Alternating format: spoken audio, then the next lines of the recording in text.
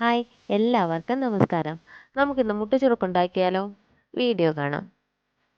ചുരുക്ക് തയ്യാറാക്കാൻ വേണ്ടിയിട്ട് ഞാനിവിടെ ഒരു 1/4 കപ്പോളം തേങ്ങ ചെറുതായിട്ട് കട്ട് ചെയ്തതും, ഒരു 3 തണ്ട് കറിവേപ്പിലയും, 1 ടേബിൾ സ്പൂൺ ജീരകവും, 1 ടേബിൾ സ്പൂൺ പച്ചമുളകും, അതുപോലെ 1 ടേബിൾ സ്പൂൺ ഇഞ്ചിയും, 2 മുട്ടയും എടുത്തിട്ടുണ്ട്.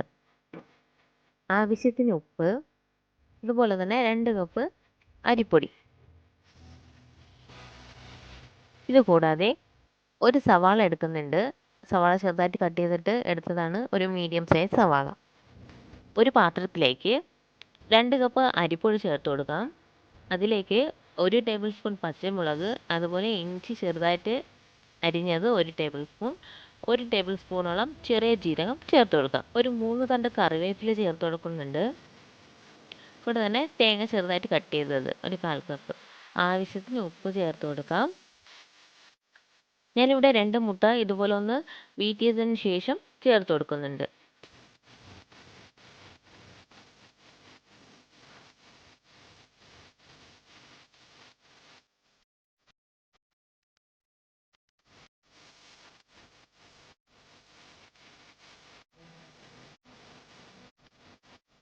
ഇനി നമ്മൾ ചെറുതായി കട്ട് ചെയ്ത് വെച്ചിട്ടുള്ള സവാള കൂടെ ചേർക്കുന്നുണ്ട്.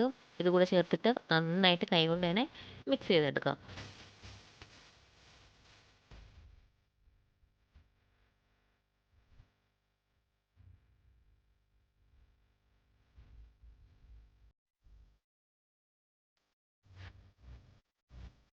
ഇനി നമുക്ക് വെള്ളം ചേർത്തതിന് ശേഷം നന്നായിട്ട് കുഴച്ചെടുക്കാം.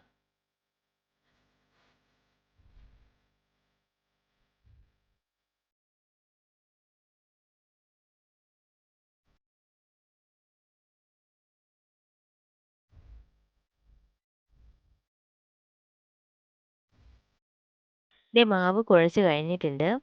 ഇതാണ് കറക്റ്റ് ആയിട്ടുള്ള പരുവം.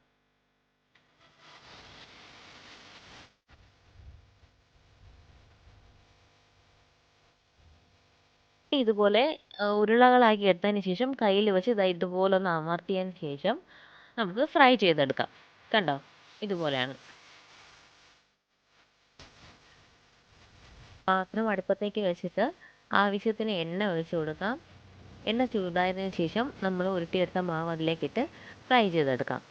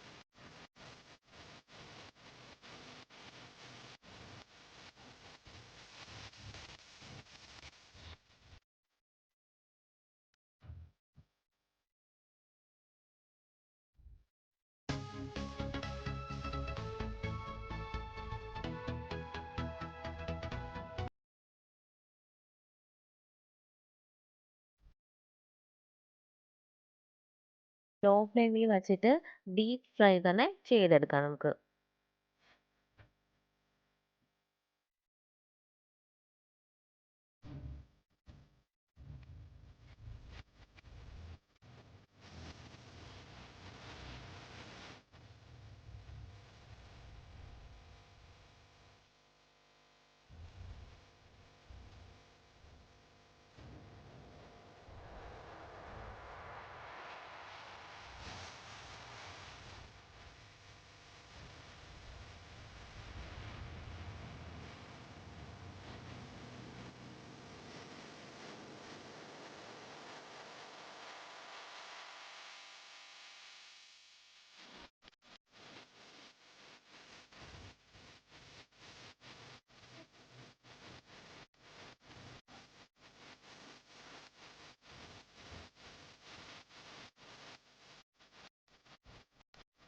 കണ്ടോ, നമ്മൾ ചുരുക്കി ഇവിടെ റെഡി ആയിട്ടുണ്ട്.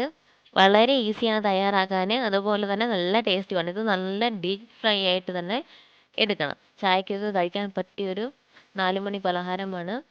ഓക്കെ, അപ്പോൾ എല്ലാവരും ഒന്ന് ട്രൈ ചെയ്ത് നോക്കിക്കോളൂ കേട്ടോ. മറ്റൊരു വീഡിയോ ആയിട്ട് കാണാം. Thank you.